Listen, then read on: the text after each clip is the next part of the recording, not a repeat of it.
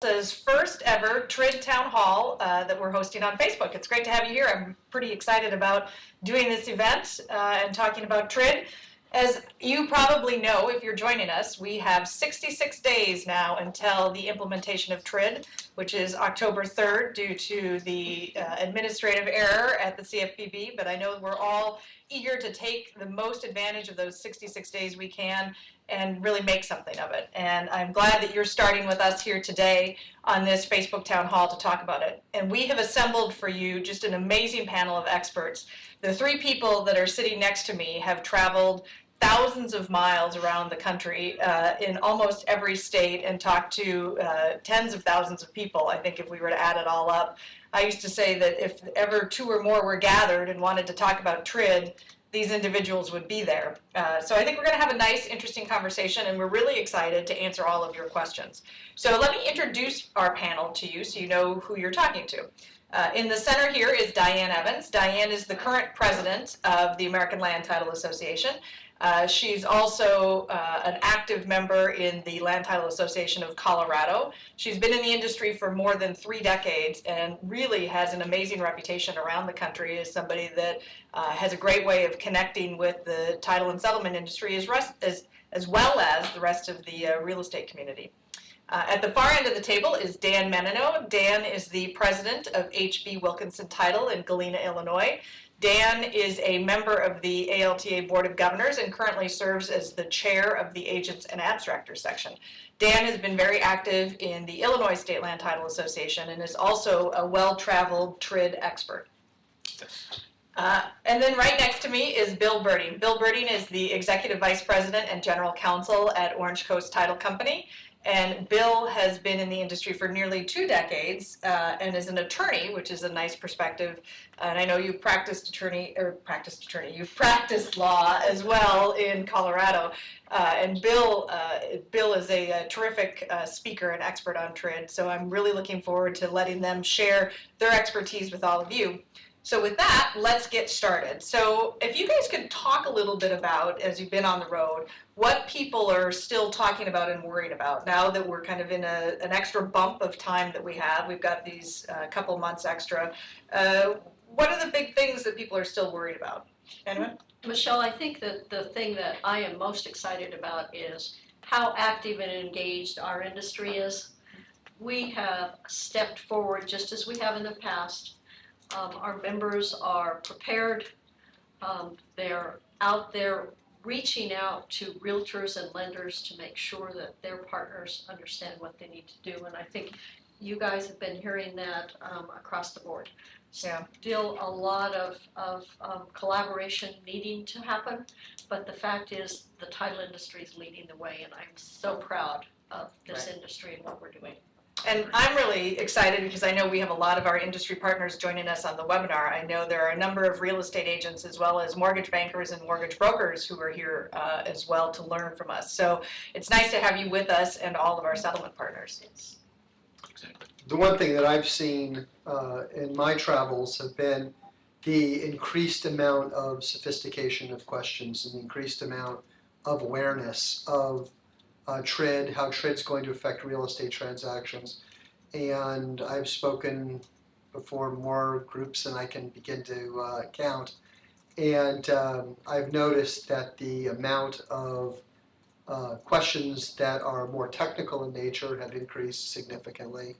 And that is a very positive thing because it just goes to show that the real estate community out there is becoming more and more cognizant of the fact that the TRID is the biggest change in real estate since RESPA was put into place in 1974. Without a doubt.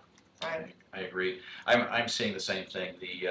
The awareness is significantly higher than it was for 2010, for example. I mean, it's just really encouraging that our customer lender groups, our realtor groups, the attorneys are all far more aware of what's going on, and it's really it's very encouraging. That's good. Great conversations taking place. Good. Well, I'm expecting us to get some great conversations today. So go ahead and post the questions that you have, and we will go ahead and ask them. Don't worry about those questions being sophisticated. We take the easy, basic questions as well as the more sophisticated questions. So I have my first question that's come in, And this is a question about how should companies best prepare to disclose the premiums in simultaneous issue states. So this is a big issue for all of us. Well, shall we jump in? Okay, jump in. I think we've been talking about this for a long time, and we've gone. Should we out- define, I was just thinking, we should probably define what simultaneous issue states are, because I don't know that everybody on our webinar is necessarily thinking about this. Okay. So Diane, do you want to, or Bill, did you want to define? Go ahead. Thank you. I'm more than happy to do. A simultaneous issue state is one of the states, and I think we've ended up with like 40 of them is our count. 42 of them is my understanding.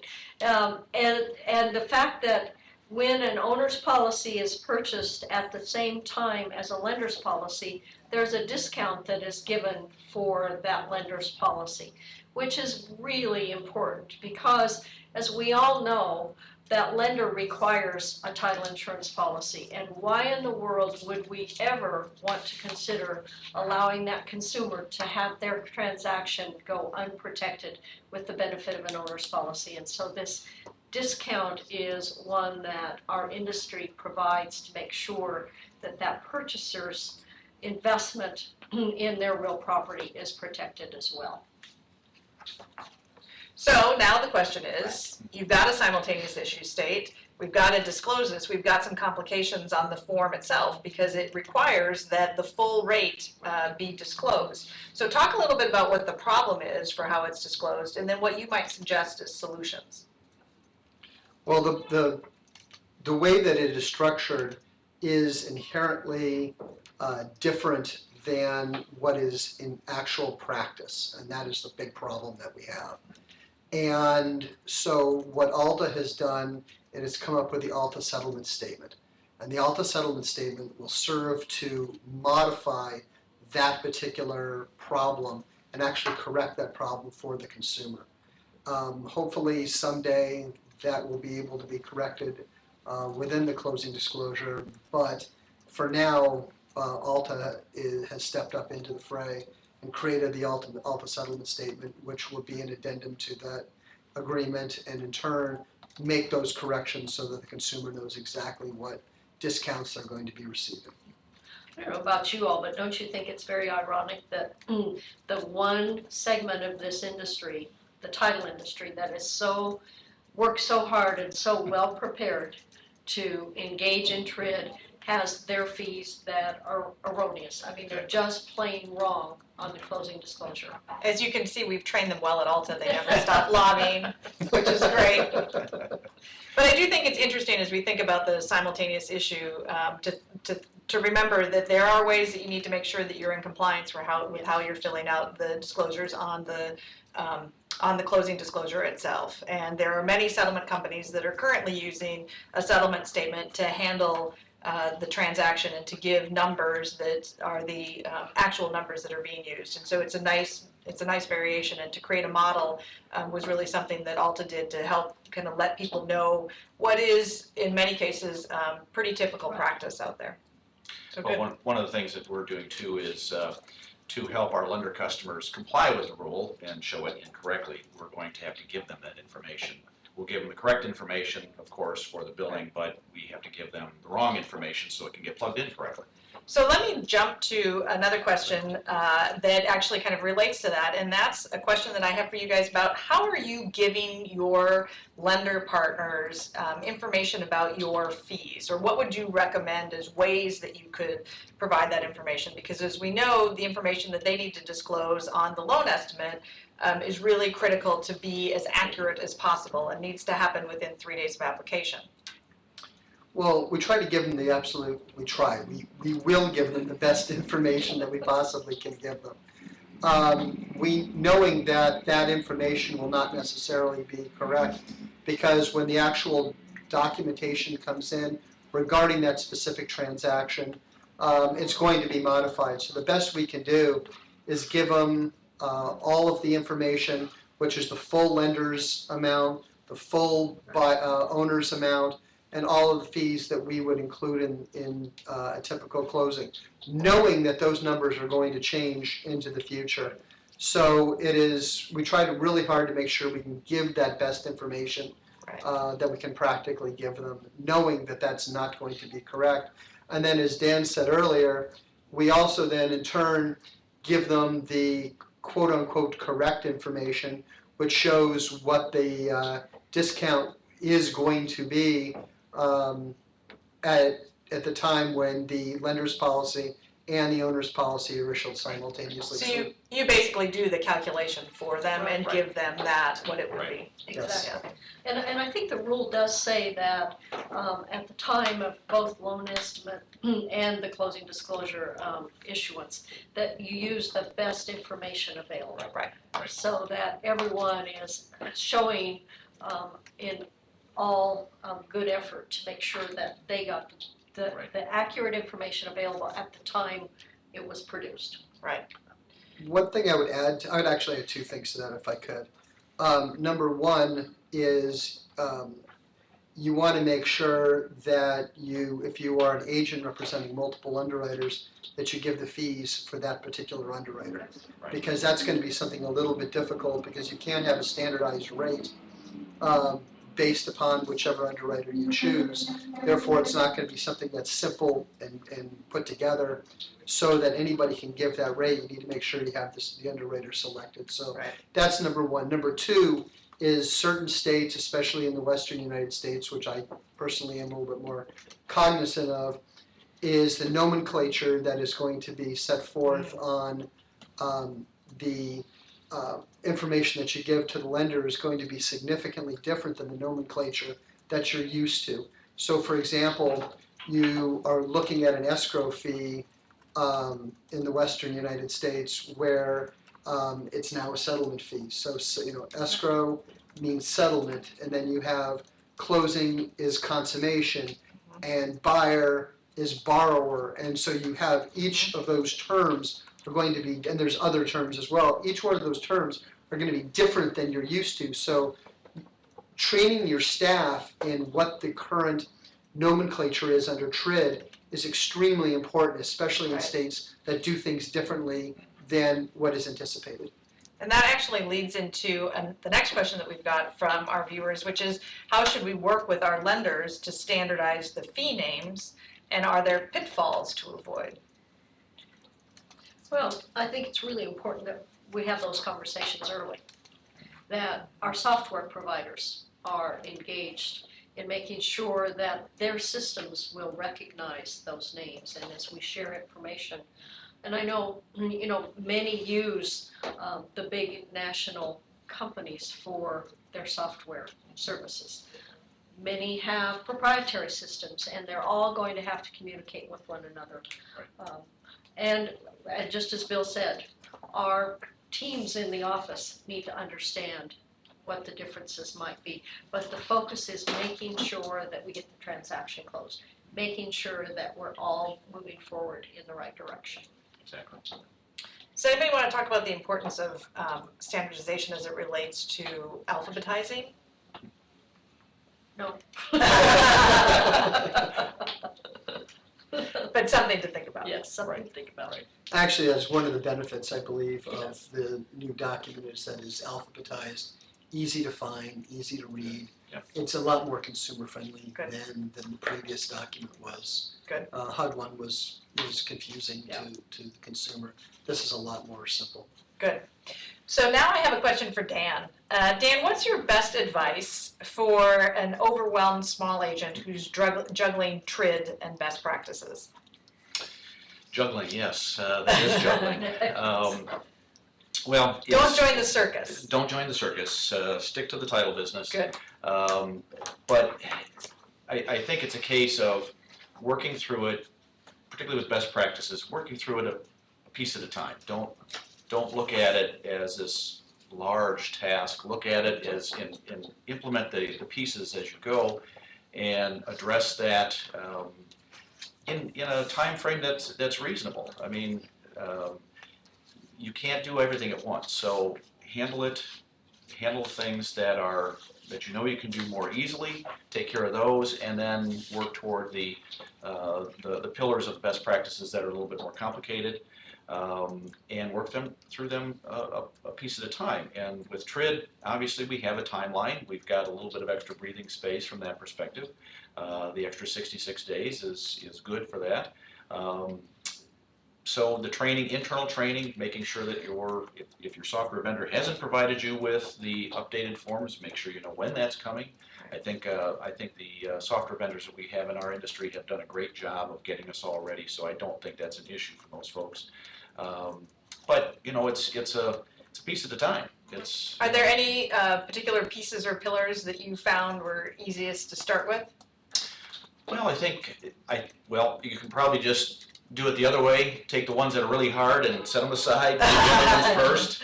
You know, Yeah. Obviously pillar one, whether you have a licensing structure, a registration structure, whatever it is, that's easy to do. I mean, those are things we're already doing.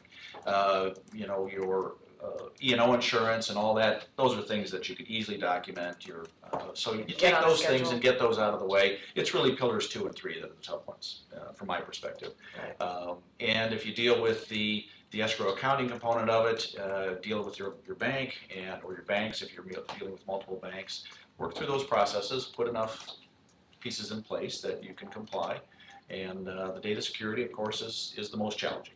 It sounds to me, even with pillars 2 and 3, that you've actually taken them and broken them apart to different aspects that are easier and checked those off. Sure. And then done some of the harder things later. I mean, obviously, for very small agents, segregation of duties is very difficult. Right. So there are other solutions that you could potentially find for that. An underwriter might be able to help you. You could use a third-party vendor for reconciliation, those types of things. So looking into those types of options, I think, is a very, very good way to address some of those issues. And then there are resources too, we should say, on the ALTA website at alta.org/best practices. And you can find resources by pillar, but including the assessment readiness guide that's available to all of our members, which I think is a good tool to help you kind of think through the process. Yes, And so exactly. your advice is to not take the whole Excel document at once, but to break down the different parts pieces. of the document. Great. Exactly. Good.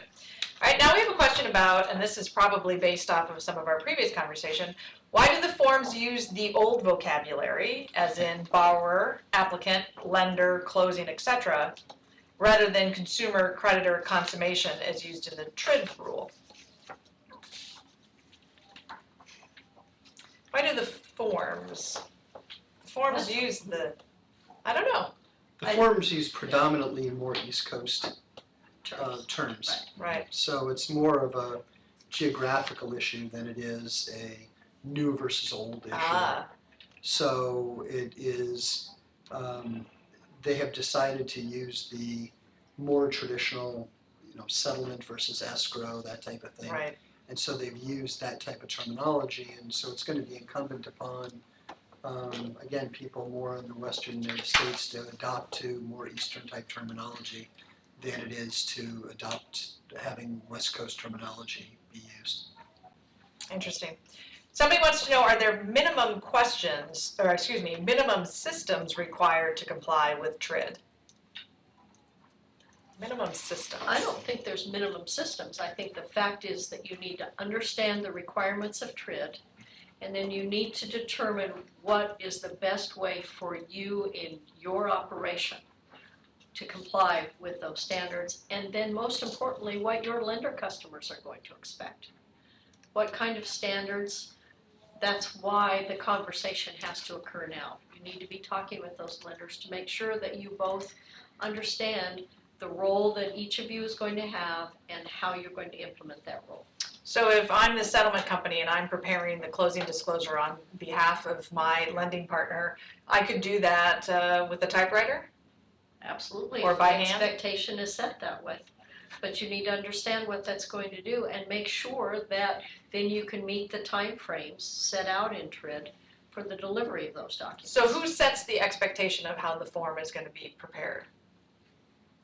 The closing disclosure. Lender. The lender does. Lender. It's the lender's role. So Right. lender will make that determination. And when we're talking about what we can do in the next 66 days, Right. and it is work with your lender, work with your realtor, clients and partners to make sure that you know what their expectation levels are.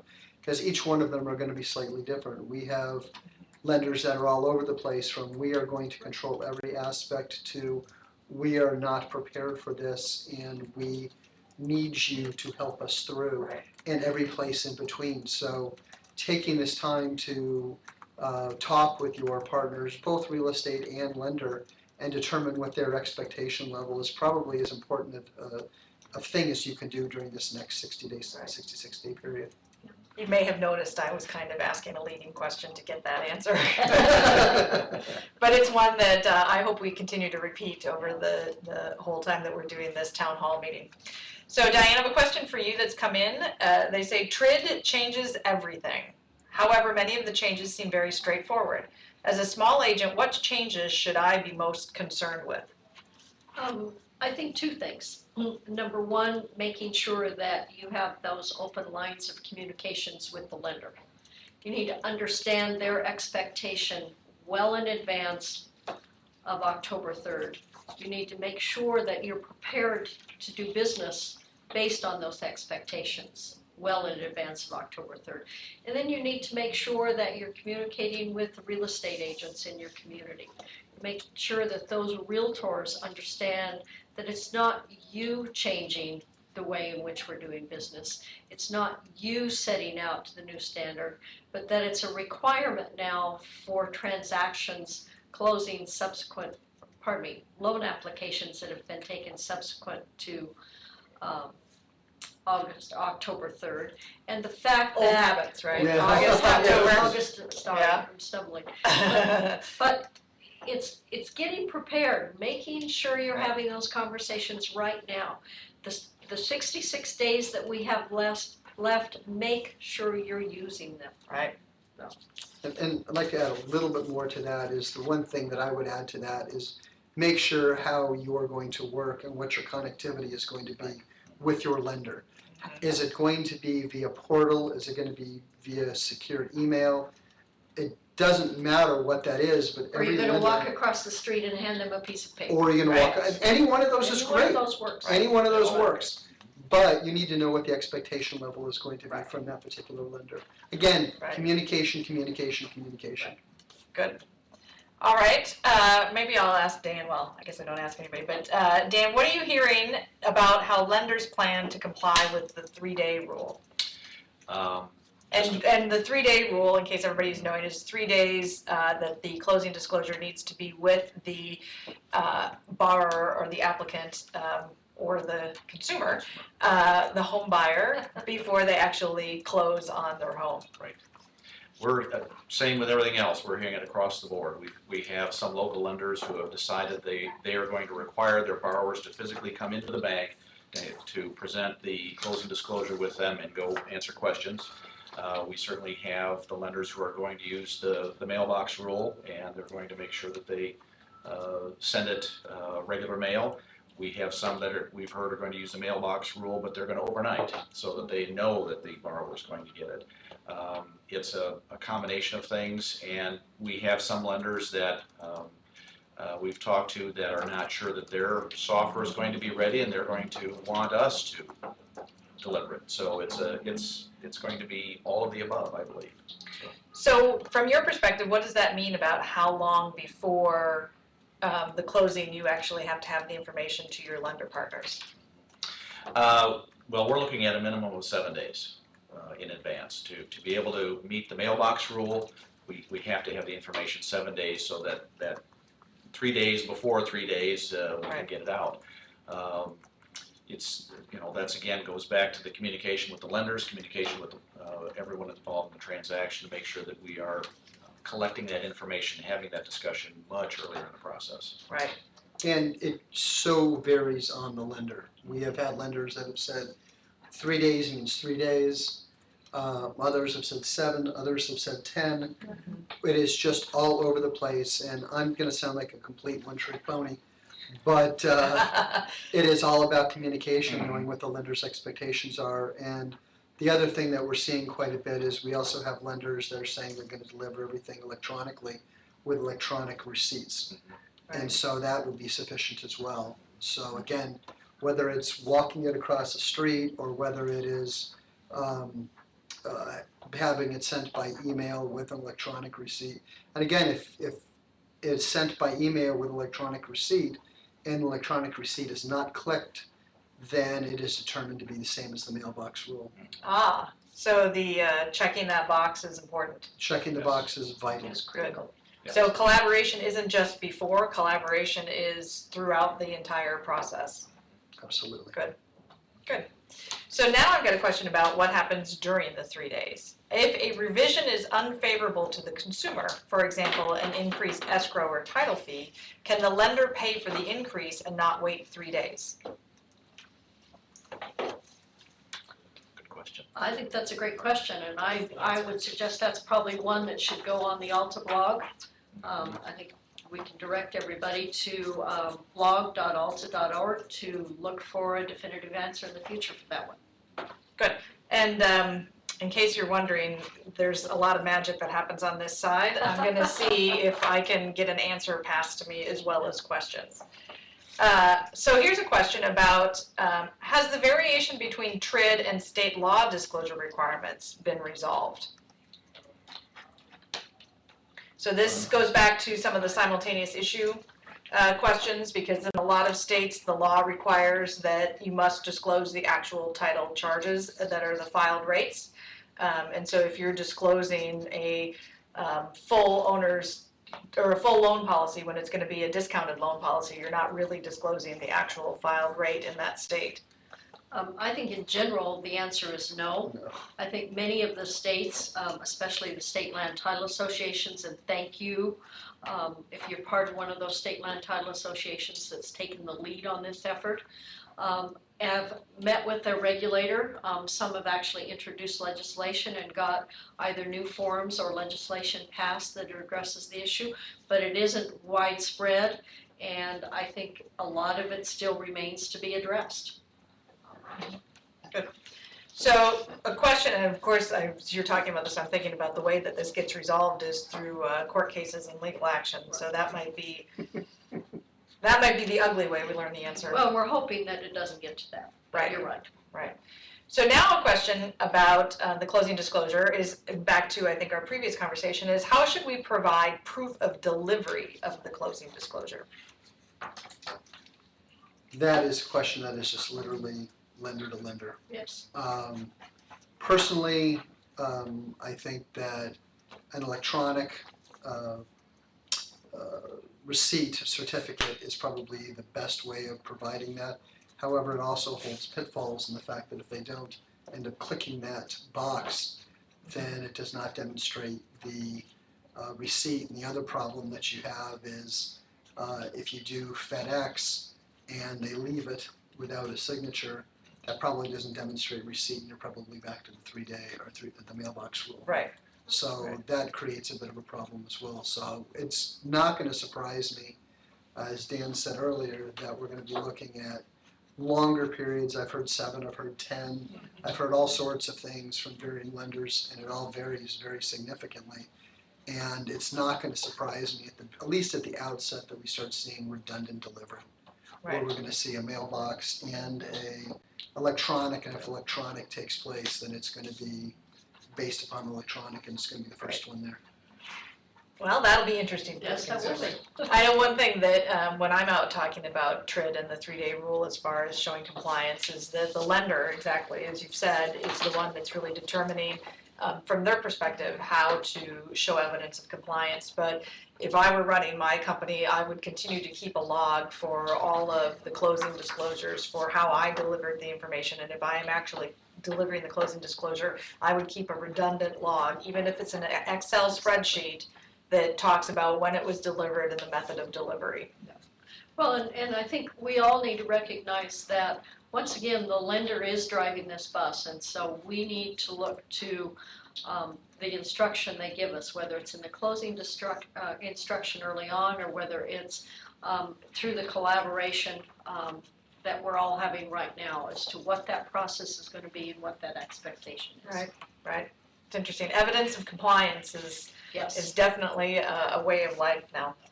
So I have a question about changes on the LE. Can certain charges be aggregated on the loan estimate but itemized on the closing disclosure? For example, endorsements lumped together on the LE for space, but then when you get to the closing disclosure, they'd be broken out. They can be lumped together, but then they need to be broken out on the CD. And that's a lot of it is state law, because certain lumping together of fees is one thing on the LE, which is okay for federal law, but it's certainly not okay for state law. It needs to be broken apart in most instances. Well, except in some states where there actually is a bundled rate filing that is permitted. And you need to use the rates that are appropriate and filed and required in your state. So it's very hard for the three of us to answer a question like that, because each state that has a different regulation or standard for their rate filings and the implementation of those. That's part of the problem with the simultaneous issue. Good. So just to circle back on the question that we had earlier about whether or not a lender can pay for any revision that happens in the closing disclosure in the 3-day window and whether or not that's allowed, you can certainly go to the blog at blog.alta.org for that answer. That answer is posted up there. But just so you know, the quick answer that I got from the magicians behind the curtain is that no. And that lenders should really be checking with their investors about this. So it isn't necessarily that the fee increases or decreases technically trigger an APR revision, but there may be requirements for the investors that are a little bit tighter. And you can, like I said, go to blog.alta.org for more answers on that one. So, and I think that's one of the things, Michelle, that we really need to emphasize. Once again, I know that the four of us are sounding like it's just a recurring theme, but you need to talk with your lenders, because if in fact they're selling those loans on the secondary market, they may not even be making those decisions. Their investors may be setting out the standards and requirements for how they're expecting the loan estimate and the CD to be filled out and to be delivered. And so you need to understand that early on. Right. So I'm really excited about this next question that we got in, because I think that this is where we're going to get to real, just the nuts and bolts stuff of what we've got to do. So our questioner asked, make it simple for me. What are the biggest or the most important questions that I should ask lenders and realtors? So, you know, we could even kind of role play it. If you were going to ask me as a lender a question, what would it be? Or start the discussion about TRID. First question I'd ask is how you want your information delivered. Whether you want it delivered via email, whether it's a portal, whatever that happens to be, how do you want your information delivered? Right. And how in turn are you going to be delivering that to the consumer? That would be my number one question that I would want to know. Okay, so if I, the lender, you ask me how I want the information delivered, and then I, the lender, say, gosh, Bill, I don't know, what do you recommend? Which I'm guessing is going to be a lot of the questions, the response that people would get to that question. Well, it's going to be really dependent upon the lender, because if the lender is going to be preparing the CD, they probably already have systems in place that they can intake that information and or have a portal set up, or they have a system whereby they can take that information in via secured email. So they probably have an idea. It's the lenders that really don't know. Right. And so in that case, it may be the settlement agent that ends up preparing the CD on behalf of it. Again, we have lenders that go all the way from we're going to be preparing the CD for them all the way to we're going to be putting it through a portal. So if you've got a lender where you're going to be preparing the CD, the question should then be, how do I get your information from you? Exactly. Right. And so our company has something set up where they can log in and put the information in. But a secured email, there's a lot of ways they can do it from even walking across the street. Yeah. And that's fine too. Right. That's fine too. Right. So I think we need to keep going on these questions, but you talked about portals. We've talked about portals, but we haven't really defined portals. Do you want to go into that a little bit? Sure.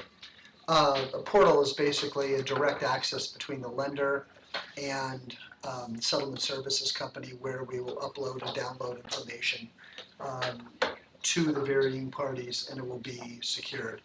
And so it's just very, very important that you have some way of establishing that particular information distribution amongst the parties. Good.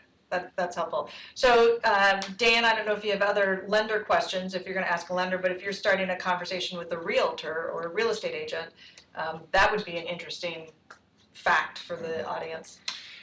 Yeah, the discussions that we've had with the realtors at this point, we are talking about the need for the communication much earlier in the process.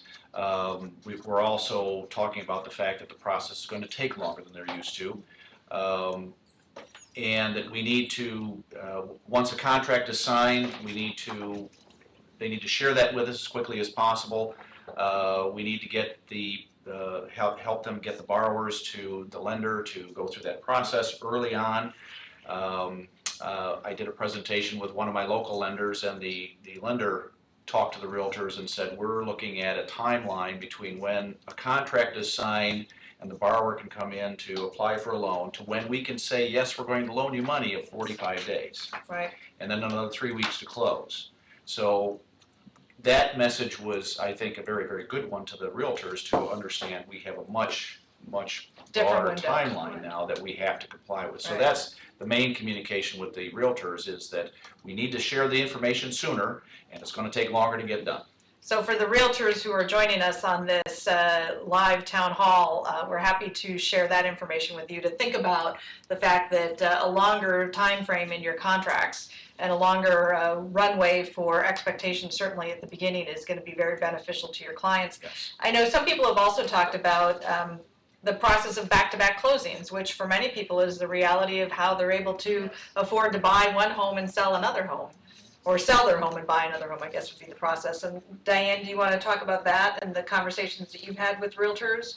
Well, I think that it is critically important that this stage be set early on. When a realtor is out, even working on beginning to list a property, and then walking that seller through the transaction and setting the expectations, they need to understand that after October 3rd, things change dramatically.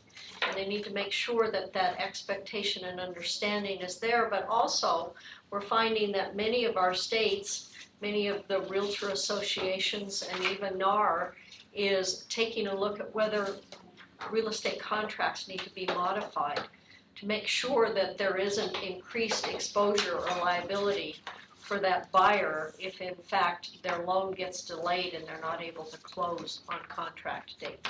So once again, Bill talked about the recurring theme, it's collaboration, making sure that everyone in the transaction understands what the process is, whose responsibility it is, and that we all have to continue to communicate and make sure that that consumer isn't harmed. It's all about the consumer. And I would add to that, I couldn't agree more, Diane. I would add to that, though, is that right now you should still be building some extra time into the contract. Yes. You should just flat out be building extra time in the contract, whether it's 15 to 30 days, build some time. And one of the things that I'm recommending is, as opposed to setting a 30-day escrow, put in a do not exceed 60-day escrow. You're going to see expanded rate locks. You're going to see transactions take a little bit longer. And the fact is you've got a whole lot of people who are going to be touching the file that they've never touched before. And we're all learning this together. Right. And so since we're all learning this together, transactions are simply going to take longer. Build time into it, because if you don't build time into it, you could have contracts expire, you could have rate locks expire, you could have all sorts of negative things which would have a detrimental impact upon your closing. Right. Make sure to put those into the contract. And it's those realtors who understand that and build those in are the ones that are going to set the expectation level with the consumer. The consumer then will close on time or even early, and if If you put in a 30-day escrow and it takes 35 days, Right. then it turns into a negative escrow. And if you put in 60 days or not to exceed 60 days and you close in 35, you're a hero. Right, right. So very, very vital to do that and modify the contract and really think about the contract and not just default back to the way that you've always done contracts into the past. And I think that this really leads into what we all know is the most important thing for all of us is that our customers have a great experience and Yes. understand the process, which is certainly one of the goals of the Bureau in redoing these rules, is that the consumers understand the obligations that they are agreeing to when they get their mortgage, but certainly from our perspective that they understand the real estate transaction as a whole and are happy in that process. So next question, will endorsement charges impact any of the calculation for lenders' title insurance fees versus owners' title insurance fees when the fees are split in simultaneous issue states? So we have participants who really want to get into the weeds. So any of you want to answer? You want me to help? Well, the easy answer is yes. It is going to have an impact. Right. And the LE is you do your best, as Diane said, and there will be changes. And so the calculations will change over time. But on the forms themselves, what should be disclosed? You would disclose the best information that you have at the time Right. that it is being asked for. It is going to change. We know it is going to change. But once again, I still go back to the fact that it depends on what the rate structure is in Right. your respective market or state. And I think that if we need to drill down further on this, and I'm guessing we do, once again, I think blog.alta.org, and then also your state land title association. Those are the kinds of questions and resources that should be available there. Right. And so keep in mind that the calculation that you're disclosing is on the basic or the enhanced rate without the endorsement charges as far as what you're listing on the forms. And so, what's in the lender's title insurance fee versus the owner's title insurance fee. When you're doing that calculation, you don't include the endorsements on that when you're figuring out, but you're going to have that information included somewhere else. So Diane was right to send you directly to the blog. Okay, next question. Many realtors have asked what happens if a transaction does not close because of lender delay and a rate lock expiration. Is the lender obligated to extend? They are not obligated to extend. And so it is important that you write the contract and you work with your lender. Again, I mean, I'm going to apologize again for the 100th time because I keep going back to communication. And communication at the very beginning with the lender to determine what the rate lock is, and many lenders are offering larger rate lock times, and make sure that if that is an issue and you perceive that an issue, that is something that the consumer needs to know about, because they're not obligated to extend. It's no different than a contract. A person, if there's a problem with the loan, the person selling the property is not obligated to extend the contract just because your rate lock expires or just because you go past the time of the contract. Right. So back to our previous conversation about the biggest benefit you can provide for your home buying clients is to make sure there's a lot of runway in those contracts and rate locks. Right. Good. Now that said, I do believe over time that runway will go down. Right. I don't think that this is something that is here for life. I think that once everyone gets the hang of this, that the dates and the times of the closings and the settlement or the escrow, whichever you want to call it, will end up shrinking down, maybe not to the same size as it is now, but will get better over time. But right now, we're going to be in a 1 or 2 quarter learning process. Build that time into that process, and then I think as we go into the buying season next year, many of these things will be resolved. The systems will be more standardized. We will be used to it, Right. and then a year from now, we'll be looking back at this as like, this is old hat for us. Yes. That's what everybody wanted to hear. There's light at the end of the tunnel. There is light at the end of the That's right. tunnel. Yep. So the next question is, does TRID apply to private lenders if they do more than 5 loans per year? Which I think the question might also be, does TRID apply to people that are doing private lenders if they're doing less than 5 loans per year? But let's go with, does it apply to private lenders if they're doing more than 5 loans a year? Yes, Yes. Yes. yes. So TRID, so TILA and TRID actually apply to all lenders that issue 5 or more loans for a consumer purpose, and residential or family housing in a year. But for anybody that's doing less than that, keep in mind that there are other federal laws that may apply in those instances. So if you're a private lender and you're wondering whether or not it applies, if you're doing 5 or more, it absolutely applies. And if you're doing fewer than 5, there are some other laws that you may need to keep into consideration. Right. And also remember the definition of private lender. It's not just a lender, but also includes hard money, and Right. it also includes carries. It does, absolutely. Right. I guess, Michelle, I'm going to reverse the process and ask a question of this panel. So are we the policing agent? If we have a client that we know should be using TRID and they're asking us to use HUD, I don't know whether any of us want to answer that question, but I think you all need to determine a policy within your own organization as to how you're going to handle that. Because I can guarantee you we're all going to be put in that position at some point in the future. And so one of the questions, one of the discussions you need to have internally is, how do I handle this? I can answer on our company. Yep. Our company, we're not going to do it.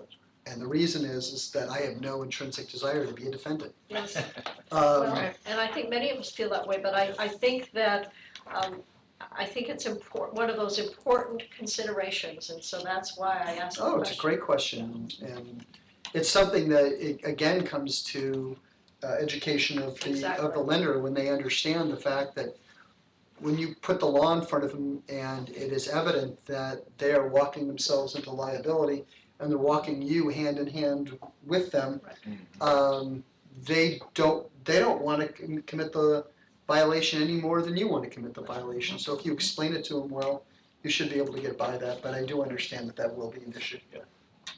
So here's another company policy question. How should agents handle quotes when multiple underwriters file different rates and we write for all of them? Since we won't know at the time of the quote which one will be chosen, should agents quote the highest rate knowing it will change, or it may change? I will tell you what our policy is. If you're willing to share, that would be helpful to our viewers. I am willing to share, and we do quote the highest rate. Knowing that if we end up with an underwriter that is lower, we will end up letting him know, because we think it's the best guess at the time. Michelle, earlier you asked Dan, and he had great answers for the question about the integration between best practices and TRID. Mhm. And I think this is one of those great opportunities where you take best practices and look at, I believe it's pillar number 4 that talks about the pricing. And why it's important that you have policies in place for your organization to understand how you're quoting prices for consumers in their real Right. estate transactions. And maybe, because I'm thinking about our industry partners that are participating in the town hall, because if it were me as a layman, I would say, why wouldn't you always just quote the lowest rate? Isn't that always the best option? So can you guys kind of talk through some reasons or scenarios why you wouldn't be automatically going to the lowest rate for that consumer? The number one reason is that if it is, let's say for example, you use underwriter A, and it is the lowest rate. However, we know that there's endorsements coming down the road, and those endorsements are significantly higher than underwriter B, which has a higher base rate, but then all the endorsements are discounted by X amount. We won't know what the best deal is. We won't know what the rate circumstances are. And it's one of those things where if you quote high and come down low, you look like you have Better. you look like you saved your clients some money, versus the other direction where you start Everyone's low mad. and you go high, and then you just look Then bad, everyone's mad. And everyone's mad. and everyone's mad. Right, so there are certainly lots of reasons for finding rates, or ways that you can find the best rates for the consumer. It may not just be the initial basic rate that's been filed. That's correct. But I think the goal is to make sure that the consumer gets the best rate. And I Right. think all of us work very hard to make sure that happens. Absolutely. Right. So this question is, will there be a line item for a CPL charge as well as the owner and lender policy charges? I think there has to be. I mean, in states where it's a requirement, it's the law. We have no choice, and it's there's no deviation of the fee. For example, in Illinois, it is what it is, and we have to show it. So it has to be there. It has to be Separately disclosed. Title dash. Owner CPL, buyer CPL, seller CPL, lender CPL. So if the CPL fee is part of an all-inclusive rate, then it doesn't need to be broken out.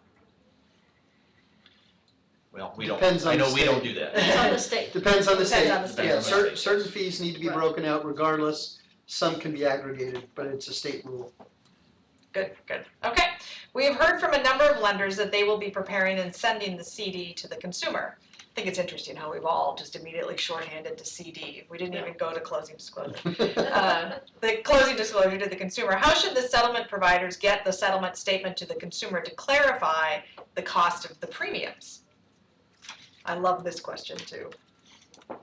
The reason I love this question is that from our perspective at ALTA, the more you as a settlement company can do to touch base with the home buyers and the consumers in the process, and the earlier that you can communicate with them in the process about what they're getting from your services and what you do to protect them, the better that experience is going to be for the consumer. And so it's interesting to hear about the settlement statement being one of a potential touch point for consumers, including work that you've already done, I hope, to talk to them a little earlier in the process about who you are. And this has been a big focus for ALTA, and you'll find a lot more information coming out from us about communicating with the consumer.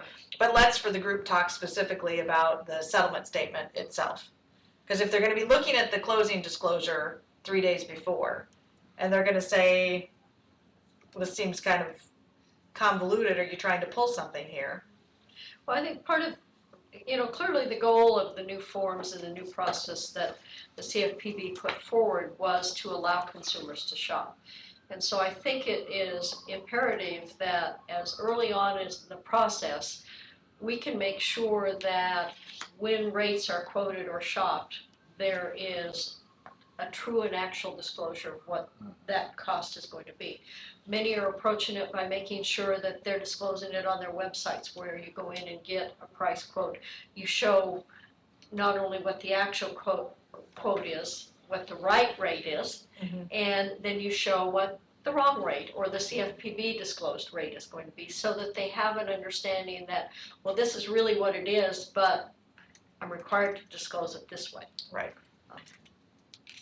So next question, if the lender has asked its settlement provider to prepare and deliver the CD and or deliver the closing disclosure to the consumer, is the settlement provider subject to the fines and penalties for non-compliance? Under the law would be one answer, but the odds are more likely than not yes. Yeah. So possibly. Possibly, maybe. I'd love that answer as a lawyer. I'd love to say maybe or probably, but that's really what it is. It's more likely than not you will be. So I know when we have these discussions and we have some of our lender friends on the panels, the thing that they push home, like we're pushing home the need for collaboration and communication, is read your closing instructions. So for all of these questions, I think read your closing instructions is a good answer.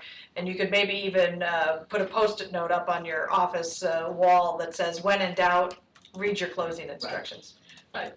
Michelle, we've even had a couple lenders that have stepped out ahead of this and actually sent us their list of process changes and explanations and expectations of what we're going to do on behalf of the closings as we go forward after October 3rd, which is very helpful because we can start to prepare and understand what their expectation of us is in the process. So for your lender, I would encourage you to begin to think about sharing your process and your expectations earlier than later. Right. So here's a question about something the CFPB said. In a webinar held a couple of months ago, CFPB staff agreed that an adjustment to correct the simultaneous issue disclosure could appear on the closing disclosure. And I'm guessing this is referring specifically to when the seller is paying for the owner's title insurance policy. Have any lenders announced that they will allow such an adjustment? Do you guys know of any lenders announcing that? I don't know I'm not of aware any. of I haven't heard of any. No. I'm not aware of any. And this is a place where I would direct people to go to our blog for more discussion and comment on that. But back to the constant topic of a good thing to talk to your lenders about. If you're going to have a question for your lenders, add that to the list of are you going to allow for credits or adjustments on the closing disclosure to correct simultaneous issue rates? May just do a little variance from that, because that is a segue to another issue that Go ahead. is important, and that is the optional portion of the under H7, which means I've been looking at the form way too long. But it is optional, and in many states, if it's a seller pay, theoretically the lender can take that off. So it's one of those things where, again, communication is really, really vital, and it's the same issue here, that communication is very, very vital to determine what the seller's policy is going to be. And if you know what the seller's policy is going to be, you can adjust accordingly, just like in the optional section of the CD. Knowing what that policy is going to be, Right. makes a huge difference. Great. Another viewer has asked, why do you think the CFPB refuses to set an actual date for a hold harmless enforcement period? But we're working Is on there an that. answer? Actually, We're working on that. I think we're Yes. working on that from Congress. yes, we are. But the director came out recently when he testified in front of the Senate with much more explicit language about the collaborative nature and the corrective nature with which they're going to be conducting themselves in the early enforcement period. But why there's not a set date, I would say, is regulators' prerogative. So I know we have lots of questions left. Let us see what we're going to get. What is ALTA doing to help the industry explain optional? Optional as the descriptive on owner's title insurance. So in case you're kind of new to the game, which I don't think you are, you know that we need to disclose owner's title insurance as optional on the closing disclosure, which people are concerned about. Certainly some lenders have said the optional disclosure needs to be on there, even if it's in the contract that there's going to be optional title insurance. So do you guys have, do you want to share? I'm happy to share. So I'll go ahead. So we're spending a lot of time creating and really developing a very robust homebuyer outreach program to give all of our members the tools and very specific language that they can use to describe and explain to consumers the benefits of a title insurance policy, specifically an owner's title insurance policy. And I would give you, just some quick highlights of all of that as you look to both our website, but also plan on seeing the information that we put out at our annual convention in October in Boston. We'd love to see you join us at that, but you can get all of the information from our website when we do our release. But the things to keep in mind are what we talked about before. You've got to talk to your consumers, the home buyers, early in the process about what title insurance is and how that optional owner's title insurance will protect them. You need to make sure you're not using jargon. So we've always liked to say protecting the American dream, and the reality is for home buyers, they think it sounds like a slogan and it doesn't really mean much to them. So be very specific about the protection. And when you do talk about the protection, it should always be in terms of what the benefits are to them more than the work that you do. So think through that process. Don't give them a lot of numbers and statistics, but talk about how they benefit in the process. So do it early, don't use jargon, and talk about the benefits to the consumer. And then go to our website, and we're going to have lots of other details for you on the home buyer outreach program. The other thing I would do is ask you to share with your consumers homeclosing101.org. I think that home buyers really get a lot out of it. We've recently revamped homeclosing101.org, so it does follow along with all of the new world as it relates to TRID and the transaction from that perspective. So homeclosing101.org is my plug. So The other thing quickly, Michelle, I think we need to make sure that we have all of our team back at the office prepared to answer those questions. that's a If they're great point. talking on the phone to a prospective buyer or seller, they need to be sure that they can talk about the benefits of title insurance and why that owner's policy is so important to protect that buyer's investment. Without a doubt. I think that nobody should pause or wonder Right. if somebody asks, what would your closer say to why would I need owner's title insurance? Exactly. Yeah. Right.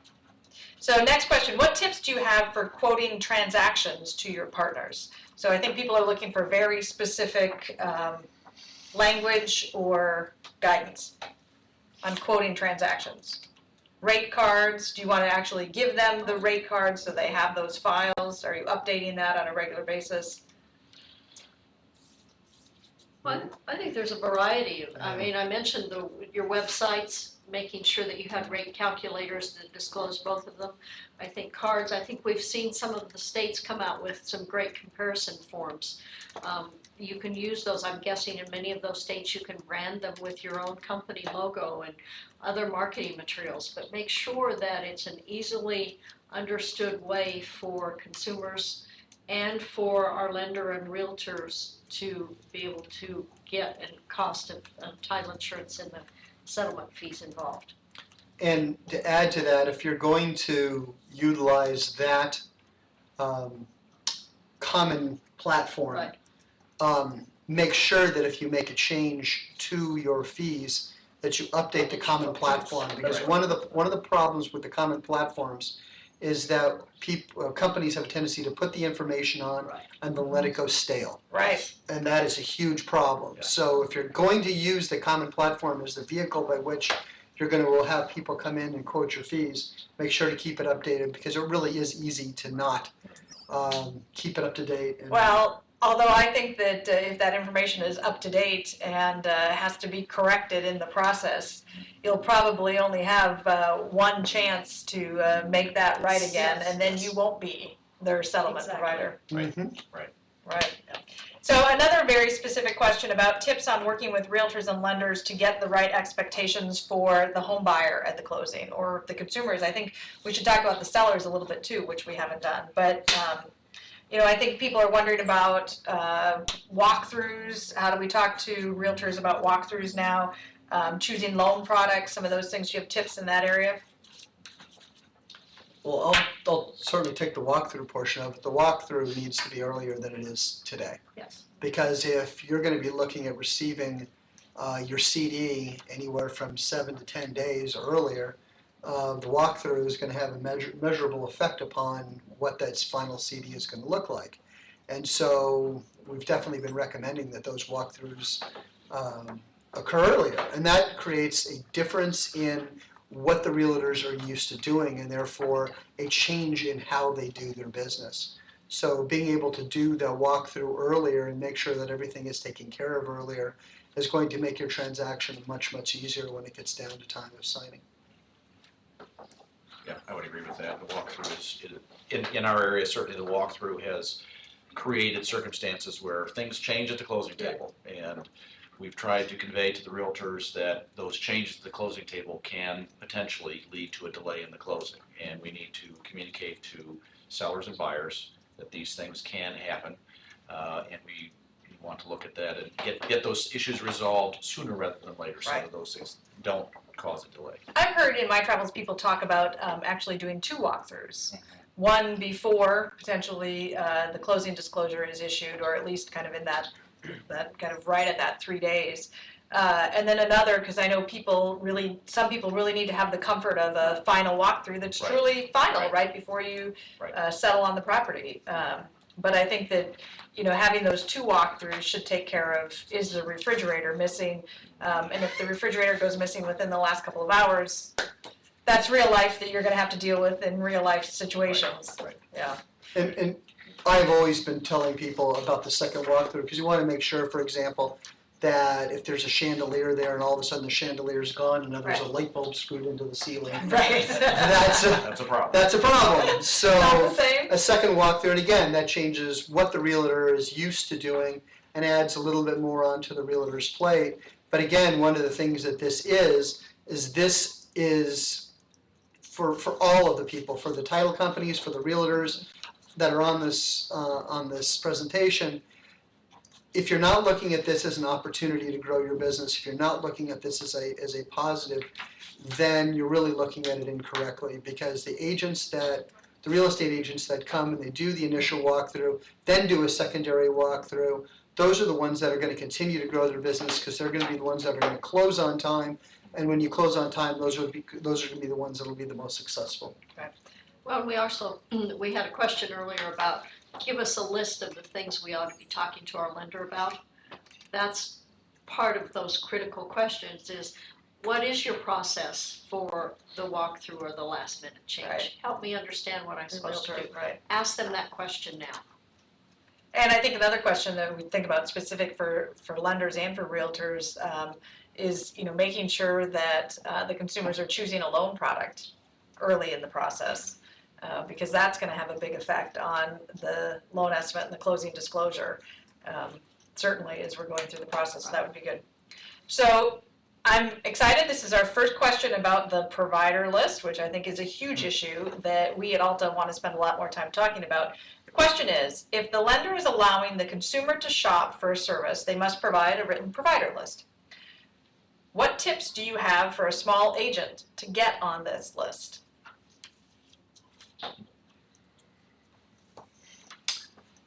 Again, communicate with your lenders. Right. Make sure that you're providing good, accurate information. As we talked about just a moment ago, providing rate cards to your lenders that give good, clear disclosures of what your fee structure is, and talking about expectations, how you're going to exchange information, make sure that they're comfortable with you and that you're going to be their preferred choice, or Right. at least you're on the list. You want to be on the list. So it's communication again. Right. One of the things that I think that I want ALTA to have the conversation with our members about is, do you want to be on that provider list? Because if you are on the written provider list, you're subject to tolerances that you need to be really in lockstep with your lender about the information that you're giving them. So I think for all of our certainly our small agent members, we would advise that having that conversation, and when you have that conversation, go through the back and forth about, do I want to be on the list or not on the list? There are ups and downs to it, for sure. And not being on the list doesn't mean you're not going to be selected, because remember, if a consumer sees your name on the list and they are certainly empowered by the information they have and the way that consumers are shopping now, and they go around and they shop and they spend a lot of time, and I go to each of your companies and then I decide ultimately that I'm going to choose the company that was originally on the written provider list, that is considered that I have not shopped for that product. It's considered that I have chosen the person that was provided to me by the lender, and I'm subject to tolerances even though I did the shopping on my own. So that will have a significant impact on the transaction about making sure your fees are right. So think that through.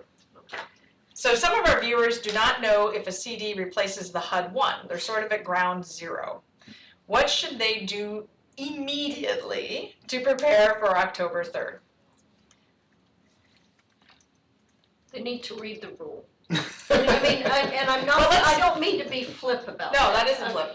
They need, and it doesn't even have to be the whole rule. They can go back and look at the summary, understand the change in process, but probably the very best resource is to go to ALTA's CFPB, and I'm sorry, Michelle, The you have to webpage. help me with the. alta.org/CFPB. Thank you. She's always good to pitch me a nice endorsement. alta.org/CFPB.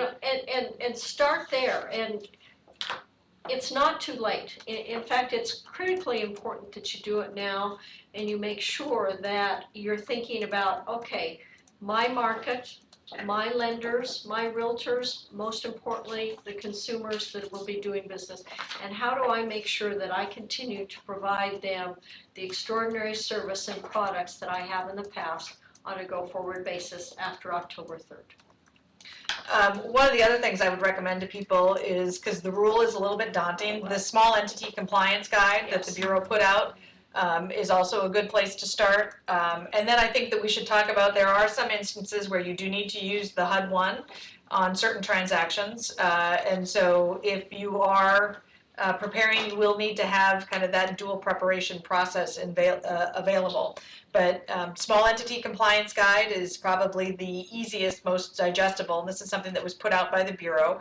You can find it on their website, consumerfinance.org, or you can also find a link to it from the alta.org/CFPB website.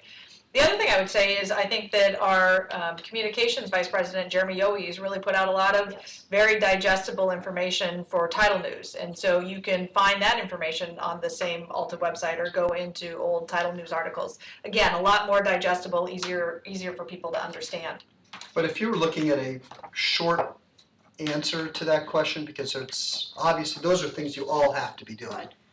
But there are just some basic exceptions to the rule, and without going into all of them, the fact of the matter is the CD will be taking the place of the HUD-1 for the vast majority of transactions. Exactly. That's a given. Right. So there are exceptions to the rule, such as HELOCs, reverse mortgages, or you have a second that is in place which actually takes the place of a portion of your down payment. Those are some of the exceptions to the rule. There are other exceptions to the rule that you need to know about, but those are some basic exceptions. But on the whole, the CD will be taking the place of the HUD-1. That said, it's really important that you know all of the exceptions, not the 2 or 3 that are just mentioned. Exactly.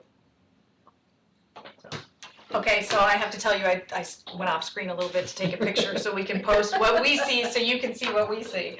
Because it's interesting. So the next question is, how or when should we educate home buyers, those all-important people, without them we would not be here, about the closing and settlement changes? So how do we let home buyers know that things are going to be different?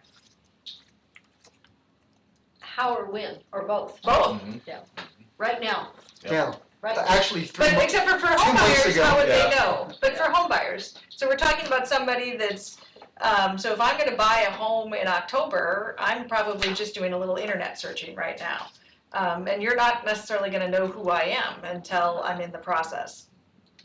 One of the things that it's going to be very important to educate the realtors in that respect, Yes. because that's the one that's the party that's ultimately, in many instances, going to be the point touch person, point, yeah. first touch point. And Yeah.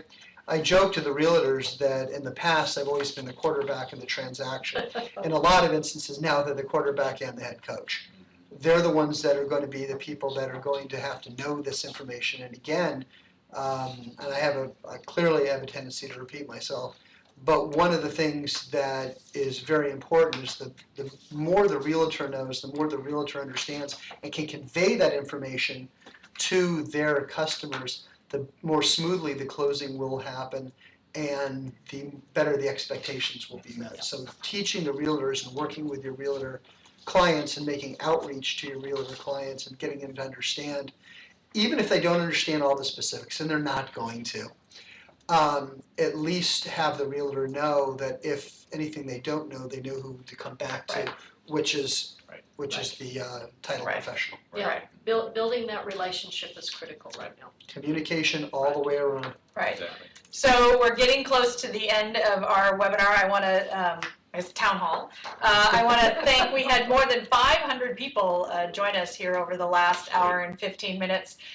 So that's been fantastic, and we're really glad to be able to answer these questions. I do want to give a special shout out to our regulatory compliance team of Steve Gottheim and Ashley Sadler, who are the ones that populate the blog.alta.org along with other industry experts, and of course our Crackerjack communications team.